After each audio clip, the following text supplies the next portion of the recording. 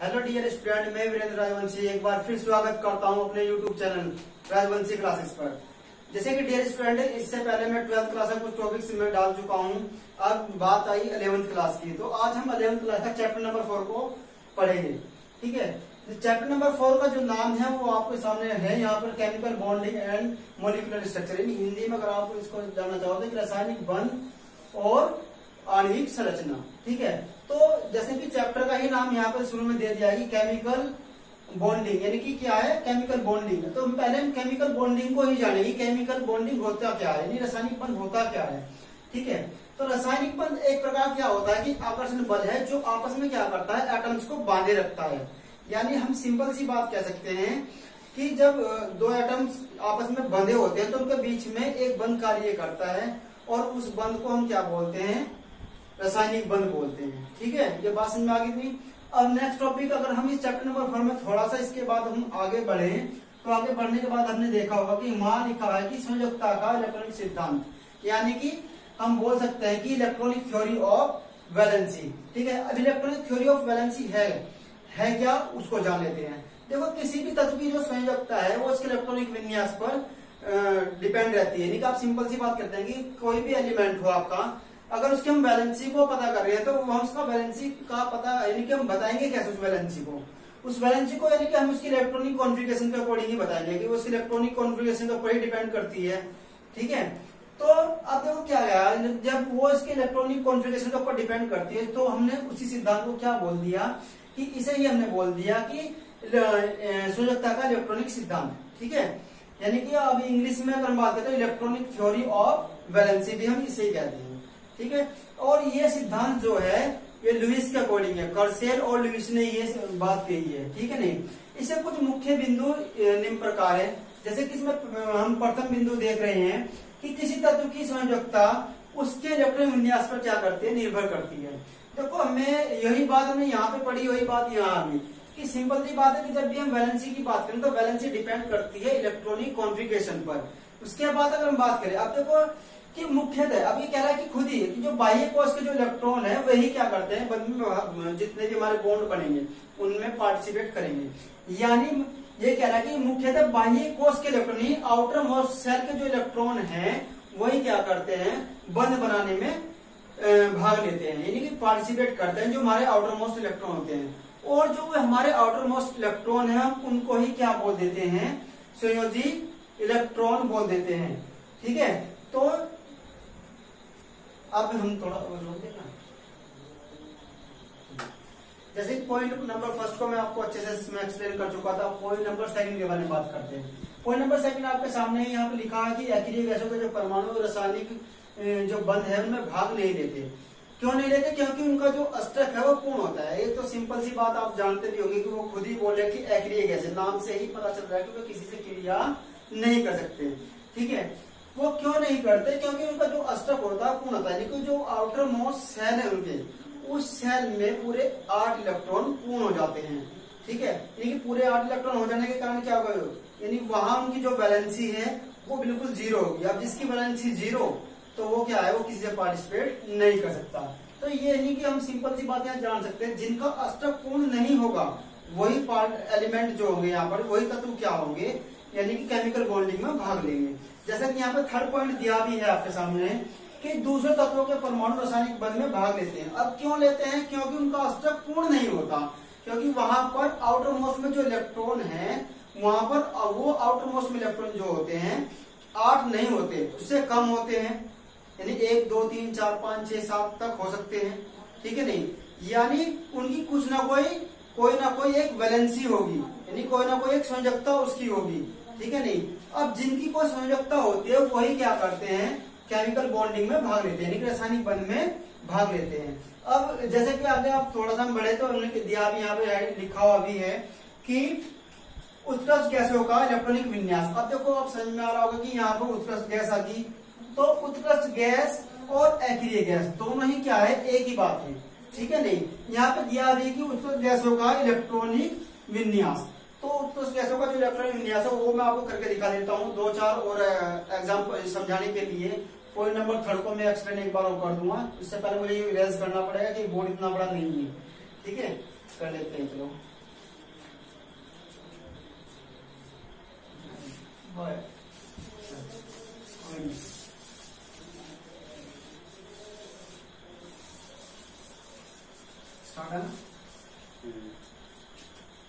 चलो ठीक है। तो बात कर लेते हैं यानी कि उसके गैसों के इलेक्ट्रॉनिक विन्यास के बारे में। तो यहाँ पर बात हम कर लेते हैं कि उत्कर्ष गैस कह ले या उसको अक्रिय गैस कह ले, और इंग्लिश में उनको बोलते हैं नोबल गैसेस। क्या बोलते हैं? Noble gases. नहीं, हम बोल सकते हैं कि इलेक्ट्रॉनिक विन्यास यानी कि electronic configuration of noble gases. क्या? नोबल गैसेस इंग्लिश में, ठीक है, नोबल गैसेस डेफिनेशन वो सॉरी। अब जानते हैं कि इलेक्ट्रॉनिक कॉन्फ़िगरेशन के बारे में, यानी जितनी भी नोबल गैसेस है उनका क्या देखना है यहाँ पर, इलेक्ट्रॉनिक कॉन्फ़िगरेशन देखना है, इलेक्ट्रॉनिक विन्यास देखना है हमें यहाँ पर। तो पहले तो बात यह है कि हमें जो हमारी नोबल गैसेस है यानी कि अक्रिय गैसें है उनके बारे में जानना जरूरी, कौन कौन सी होती है। तो कुछ बच्चों को याद नहीं रहती, कभी कभी आप मल्टीपल चॉइस में जब जाते हो तो वहां पर क्वेश्चन में आ जाता है कि भाई निम्न में से कौन सी अक्रिय गैस है नहीं, तो वहां पर आपको यानी कुछ बच्चे क्या करते हैं वहां से उसको सिलेक्ट नहीं कर पाते। तो मैं एक ट्रिक के माध्यम से आपको क्या कर दूंगा कि सारी नोबल गैसेस क्या है याद करा दूंगा। तो वो ट्रिक क्या है वो देख लेते हैं। ठीक, यहां पर दिया है हीना और करीना का एक्सरे रंगीन,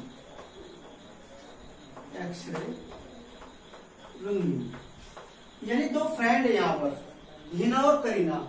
अब दोनों क्या हुआ कि वो जाते हुए इनमें से एक फ्रेंड क्या नीचे गिर जाती है और वो क्या करते हैं वो एक्सरा कराने जाते हैं, और वो एक्सरा जो बढ़ जाता है उनका रंगीन बन जाता है।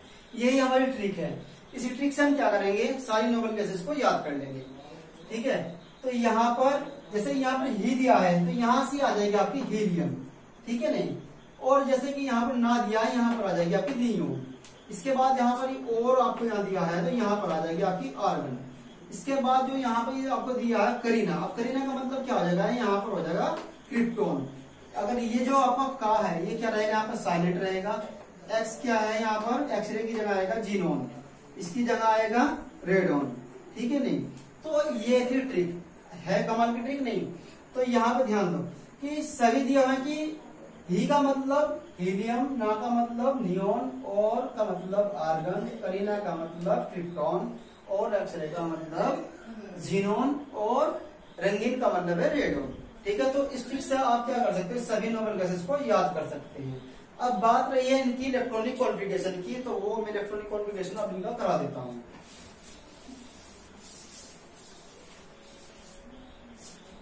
करते हैं इलेक्ट्रॉनिक कॉन्फ़िगरेशन।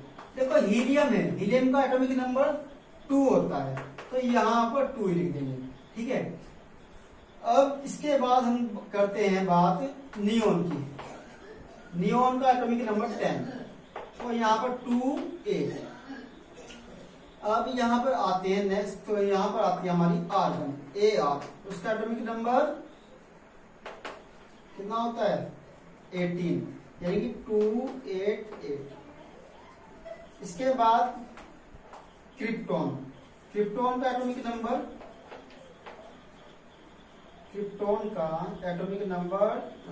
36, कितना है 36।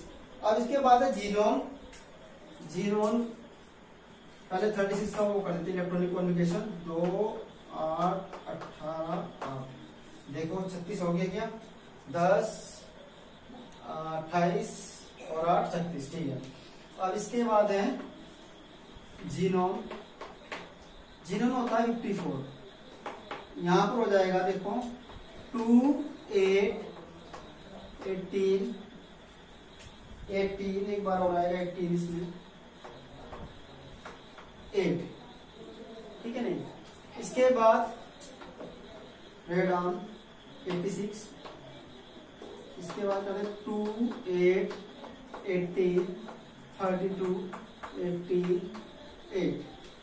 ये किसका है देखो, ये मैंने कर दिया यहाँ पर इलेक्ट्रॉनिक कॉन्फ़िगरेशन किसका, यानी नोबल गैसेस का। एक्रिय गैसों का इलेक्ट्रॉनिक विन्यास मैंने यहाँ पर आपको करके दिखा।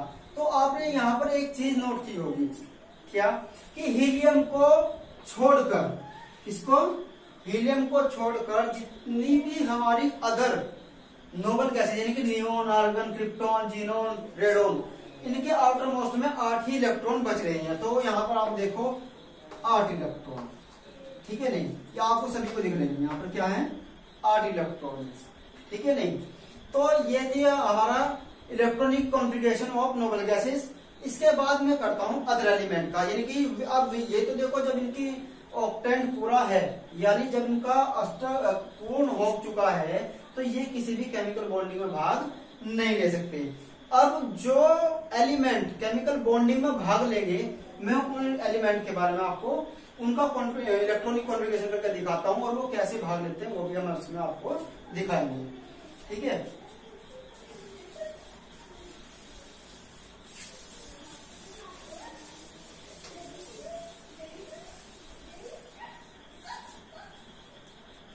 आ जाइए यहाँ पे। सपोज हमारे पास एक कंपाउंड आ गया, ये आ गया MgCl2, इसका नाम मैग्नीशियम क्लोराइड। तो अब देखो यहाँ पर Mg की वैलेंसी मुझे देखनी पड़ेगी, यहाँ पर बॉन्डिंग ही ओपन हो जाएगी। मैं Mg का कर देता हूँ, सोडियम Mg मतलब हो गई है, यानी सोडियम 11 Mg12, ठीक है, एल्यूमिनियम 13, यानी बहुत सारे ऐसे हैं, वो मैं आपको बता दूंगी। इसके बाद एक तो हम एक्स्ट्रा भी लेंगे नहीं, जैसे सल्फर आ गया आपका, सल्फर 16 होता है। चलो सिलिकॉन भी देता हूँ, चलो सिलिकॉन 14, फास्फोरस भी, चलो ये पहले इनका कर देता हूँ। उसके बाद तो यहाँ देखो सोडियम कितना है हमारा 11। अब सोडियम का मैं क्या करता हूँ, इलेक्ट्रॉनिक कॉन्फ़िगरेशन करता हूँ। यहाँ पर 2 8 1, तो आउटर मोस्ट में कितने इलेक्ट्रॉन है यहाँ पर 1। तो यहाँ पर तो अष्टक पूर्ण नहीं है, यानी यहाँ अष्टक पूर्ण नहीं है, ऑक्टेन पूर्ण नहीं है यहाँ पर, तो ये क्या होगा, किसी भी केमिकल बॉन्डिंग में भाग डेफिनेटली लेगा। इसके बाद हम बात करते हैं 2 8 2, यानी कि 12 है, देखो यहाँ 12, तो यह भी आउटर मोस्ट में इलेक्ट्रॉन क्या है 8 से कम है, तो ये भी डेफिनेटली क्या होगा, केमिकल बॉन्डिंग में भाग लेगा। यहाँ पर 2 8 3, तो ये भी केमिकल बॉन्डिंग में भाग लेगा। तो यानी कि आप कह सकते हैं कि नोबल गैसेस को छोड़कर बाकी जितने भी एलिमेंट है वो सब क्या है, केमिकल बॉन्डिंग में भाग लेंगे, ठीक है। जैसे कि हम यहाँ सिलिकॉन दिया है आपको, सिलिकॉन नंबर 2 8 4, तो ये भी भाग लेगा, ठीक है। अब मैं आपको धीरे से यहाँ पे एक चीज और शॉर्ट ट्रिक मेरे पास है, यानी कि आप समझता वैलेंसी को कैसे निकालते हैं, एक ट्रिक के माध्यम से हम यहाँ निकालेंगे इसको, ठीक है। अब देखें तो ट्रिक क्या है।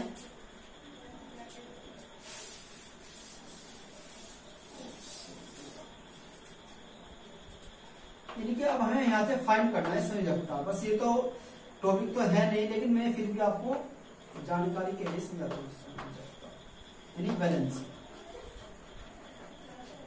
ठीक है, कि वैलेंसी है क्या, निकालते कैसे, शॉर्ट ट्रिक के माध्यम से हम यहाँ से इसको वैलेंसी निकालेंगे। अब देखो निकालते कैसे वैलेंसी, पहले आप जो चीजें मैं बोल रहा हूँ आप इसको याद करते जाए। जब भी किसी एलिमेंट के, यानी कि ध्यान दो कि जब भी किसी एलिमेंट के आउटर मोस्ट सेल यानी बाह्य कोश में 1 2 3 4 ये इलेक्ट्रॉन बच जाते हैं, ये इलेक्ट्रॉन बच जाए, ठीक है नहीं, तो समझ लेना उसकी जो वैलेंसी है वो उतनी ही होगी, ठीक है। जैसे देखो हमने अभी सोडियम लिया था, Na11 लिया था, तो 2 8 1, तो आउटर मोस्ट में कितने इलेक्ट्रॉन आए 1, तो यहाँ पे की जो वैलेंसी है वो कितनी होगी यहाँ पर 1, ठीक है नहीं। अगर मैंने Mg की बात की थी, Mg12 था, तो वहां पर 2 8 2, तो उसकी कितनी थी 2, यानी जब तक 4 इलेक्ट्रॉन आउटर मोस्ट में आते रहेंगे उसकी वैलेंसी तो रहेगी वही, यदि अदरवाइज इससे ऊपर आए तो करना क्या है वो दे देते हैं, ठीक है।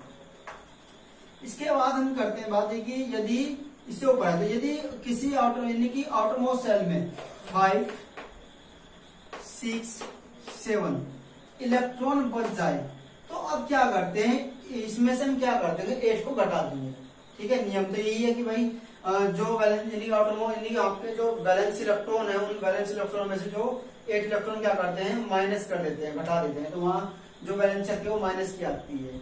लेकिन जनरली आप ये भी याद रख सकते हो कि 8 में से घटाना है बस। इसको आप ये शॉर्ट ट्रिक से तो ऐसे याद रख सकते हैं कि 8 में से घटाना है बस। तो जैसे कि यहाँ पर नाइट्रोजन है, नाइट्रोजन को देख लेते हैं 7, नाइट्रोजन की 2 5 तो 7 हो गया, यानी 4 से ज्यादा आ गया। तो यानी आप वैसे तो ये काम होना था यहाँ पर, ये -3 आएगा, लेकिन आप जनरली याद भी कर सकते हो जल्दी के लिए क्या कि यहाँ पर आप 5 लिख दो कि आपको याद रहेगा कि 8 में से 5 घटाना है बस। तो इसकी जो वैलेंसी आ गई वो कितनी आ गई, नाइट्रोजन की वैलेंसी कितनी होती है, 3 होती है, ठीक है नहीं।